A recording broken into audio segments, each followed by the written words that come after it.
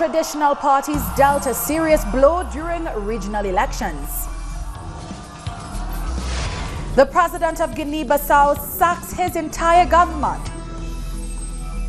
And the prime minister of Lebanon resigns following days of popular pressure. Hello and welcome to Telesur. I'm Doris Polo in Quito, and this is From the South. Regional elections were held in Colombia on Sunday, and the right-wing ruling party was dealt a number of humiliating defeats. The city of Bogota elected a woman as mayor for the first time ever, and a former FARC combatant was elected mayor of a municipality in the department of Bolívar. A number of firsts marked regional elections in Colombia, making it abundantly clear that the people are tired of hegemonic political parties. By electing a number of non-traditional candidates to office, voters rocked the very foundations of the political system. Our government plan was strongly supported by voters, in particular the youth, who know that their future is at stake, so they defend it with their vote. These elections also dealt a blow to traditional parties, which were only able to win some races thanks to a number of coalitions. In particular, the ruling Democratic Center Party was handed a number of embarrassing losses.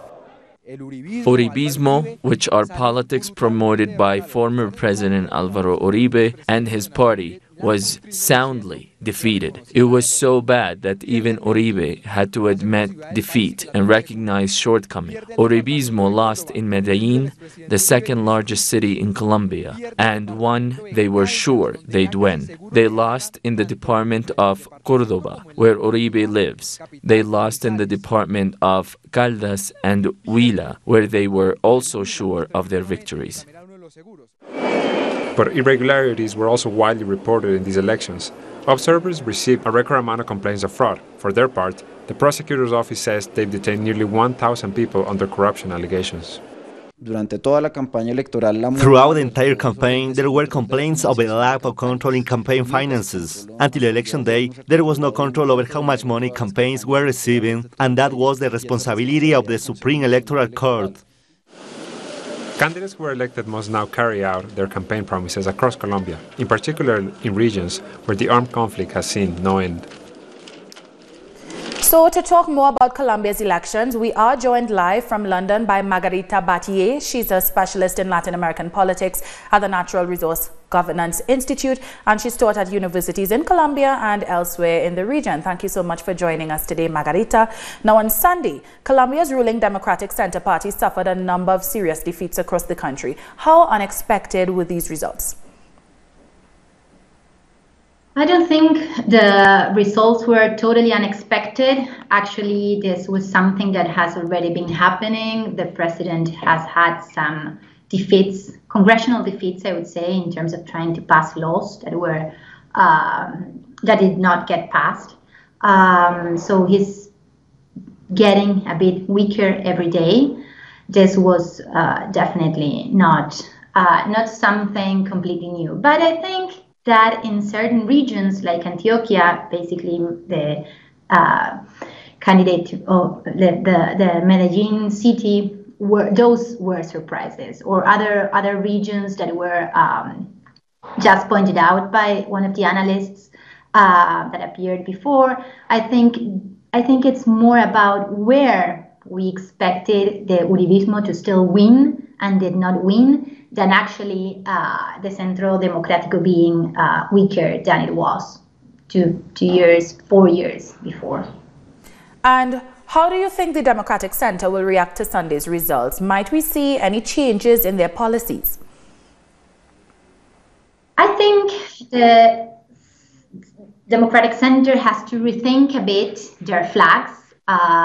For quite some time in Colombia, talking about war, talking about peace, talking about FARC was the way to win elections, but right now that seems not to be enough. I'm not saying it's not still important, but it's not enough.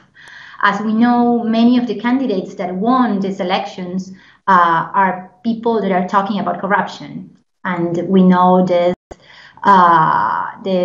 corruption scandals are very important in the whole region, but in Colombia, this has been part of the electoral debate for quite some time, now being a very salient issue. So I would say for the Democratic Center, I think it's about changing a bit what they are talking about, changing a bit their flags and adapting them to this new situation. It's no longer about peace or war, but also rethinking what is it that people want, because as you can see, traditional parties didn't win most of the regions, and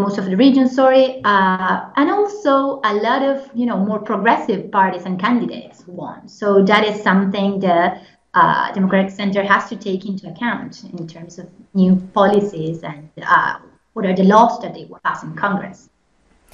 Now, Margarita, many people are hoping that Sunday's results could lead to a renewed commitment to implementing the 2016 peace agreements. How likely do you think this is? Well, I think this might help, definitely. This can show there's interest. All the candidates that won are candidates that will be able to help build bridges that are more effective for dialogue, and that is something that has to be said. But we shouldn't deny the fact that a lot of social leaders were killed before the election, a lot of candidates, and those are things that are still there, and that the government needs to acknowledge, needs to deal with. They haven't dealt with it.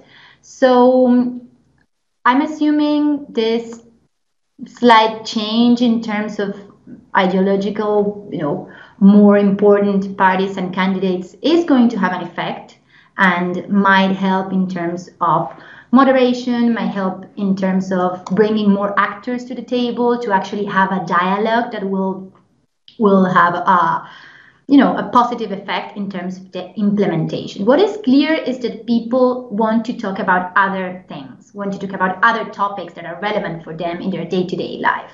And I think having a better dealing better with the peace agreements and their implementation basically is going to help in that way.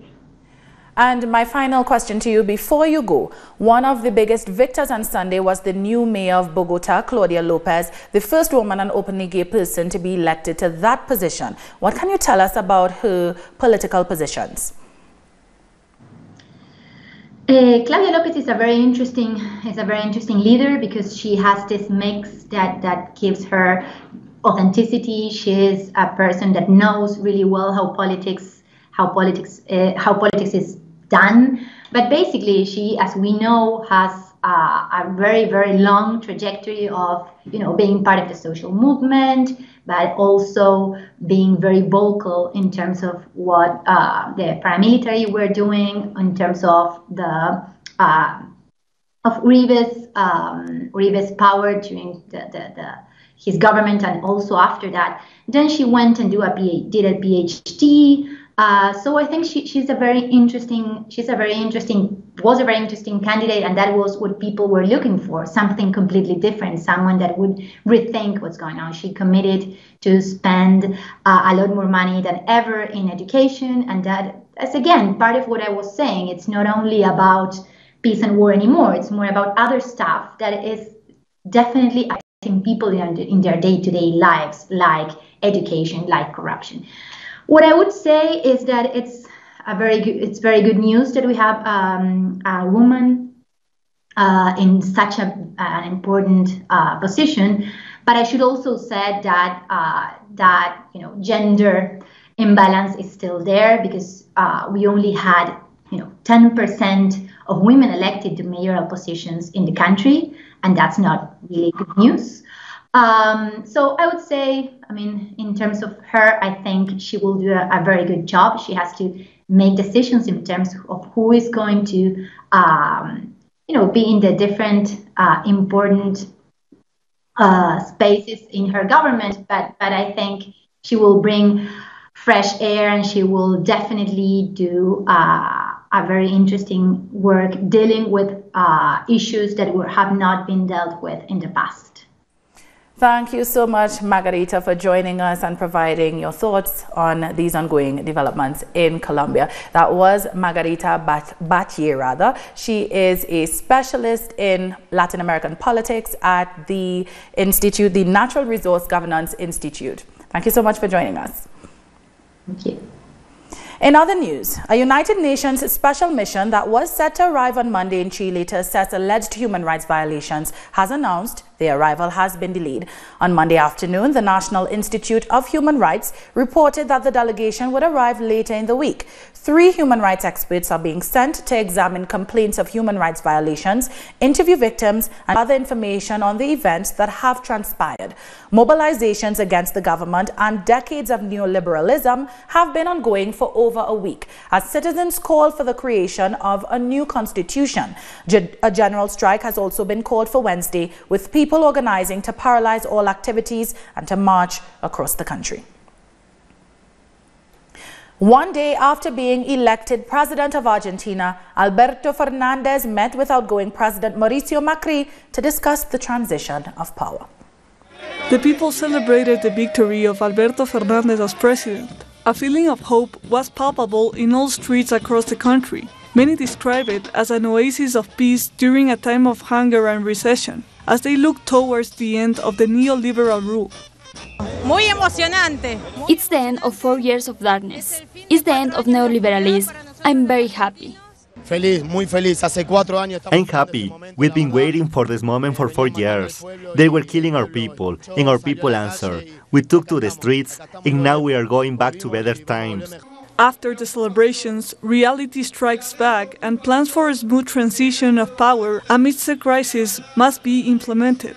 The road ahead for Alberto Fernandez will not be easy. On Monday, the outgoing government announced new economic measures and tightened currency controls, hoping to avoid a further collapse of the economy. We must be alert on how the transition takes place until December 10, when Fernandez takes power. We hope that rational thought stays at the forefront. We hope he will implement a model that once again values workers and national production. There is a lot to do. Voters are hoping that the political class takes on their historic role so that our children can have a better, more just, and more sovereign nation. President-elect Alberto Fernandez called his meeting with Mauricio Macri positive. This was the kickoff to a transition that will culminate on December 10.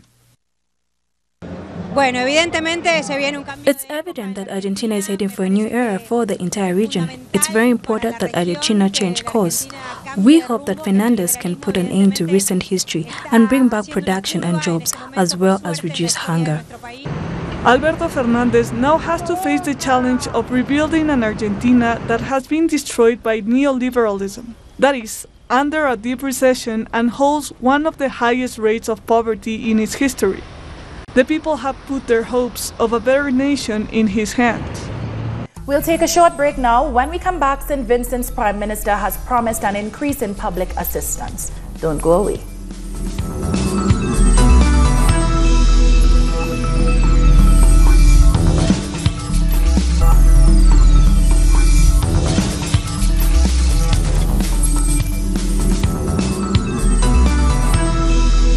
Welcome back. Public assistance will increase by $25 for the poor and elderly in St. Vincent and the Grenadines. So said Prime Minister Dr. Ralph Gonsalves, who was speaking at a land distribution ceremony as general elections are constitutionally due by March 2021. You know, yesterday I announced at Victoria Park that from January, public assistance going up by $25. So those who over 65 who get in $250, they're going to get $275. And those who under $250 who are under 65 and who get $225 going to get $250. Let me tell you this. I will go to all the lengths to take care of the old and the poor in this country. And anybody who don't like it, they could always vote against me. Trinidad and Tobago's National Petroleum Marketing Company, or NP, has dispelled rumors of a fuel shutdown. However, there are some service stations owned by the United Independent Petroleum Marketing Company Limited, or UNIPET, without fuel. According to UNIPET CEO, petroleum dealers across the market have been facing significant challenges over the past few years, which is affecting their ability to purchase gas to supply their customers. Petroleum dealers have since announced a cutback in operations this Tuesday, with gas stations scheduled to reopen at 6 a.m. on Wednesday in an attempt to trim operating costs. The energy providers have been calling for margins to be regularized in the liquid fuel petroleum sector to offset expenses. Antigua and Barbuda's Prime Minister Gaston Brown has called for togetherness and respect leading up to Independence Day on Friday, November 1st. Speaking on National Heroes Day on Monday, the Prime Minister focused on the importance of unification as he pleaded with members of the public not to mobilize. To build a truly united Antigua and Barbuda. And we know that there will always be political differences. But political differences should not cause us to tear down our country. Political differences should not cause us to disrespect our independence. And I call upon those who call themselves faithful nationals to respect our country's independence. Guinea-Bissau's President José Mario Vaz has fired his entire government in a presidential decree. Vaz said the decision was based on a serious political crisis in the country, which was preventing the normal operations of some institutions. This comes barely a week after the Prime Minister denounced a coup attempt as police violently repressed an opposition protest. Reports say one protester was killed and several others injured on Saturday during a demonstration which called for a delay to the November general elections. Rescue teams in Western Cameroon have recovered at least 22 bodies from a landslide, while 34 people remain missing. On Monday night, heavy rainfall caused a hill to collapse, destroying nearly a dozen homes. The Minister of Centralization and Local Government has since revealed that over US $40,000 have been released to help the local community. We represent the government's solidarity with Bafoussam. I think it's useful that without delay, the government support the people here who have lost everything, so that they receive the kind of support that helps them, not to completely restart their lives, but at least deal with the present situation. Botswana's Opposition Umbrella for Democratic Change, or UDC, has said it will launch a legal challenge against the outcome of last week's general elections. Results announced by the Electoral Commission gave a decisive victory to the ruling Botswana Democratic Party, or BDP, which has been in power since the country gained independence from Britain in 1966.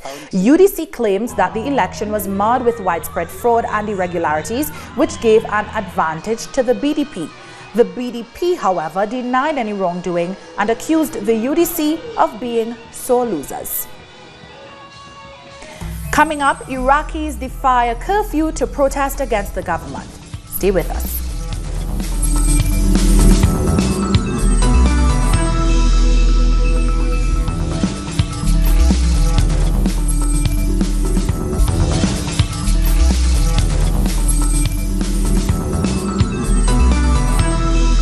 Welcome back.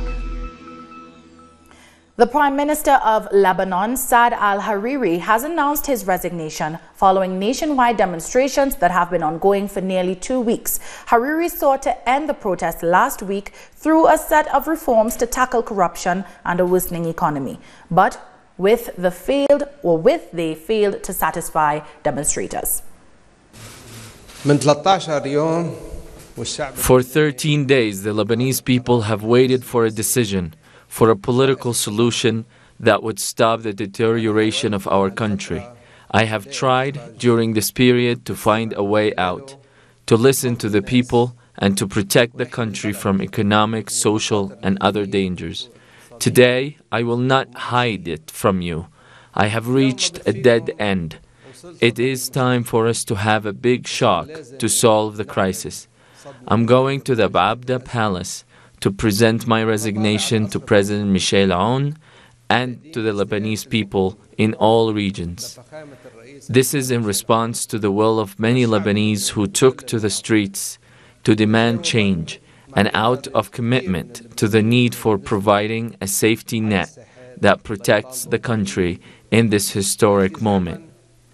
In Iraq, anti-government demonstrations have resumed after authorities failed to enforce an overnight curfew. Authorities declared the curfew in Baghdad on Monday. However, at least 14 people were killed and 865 wounded overnight after security forces opened fire on demonstrators. The curfew was declared as 2 people were killed and 112 injured by the 4th day of protests. Meanwhile, since the unrest started on October 1st, the death toll has climbed to at least 250.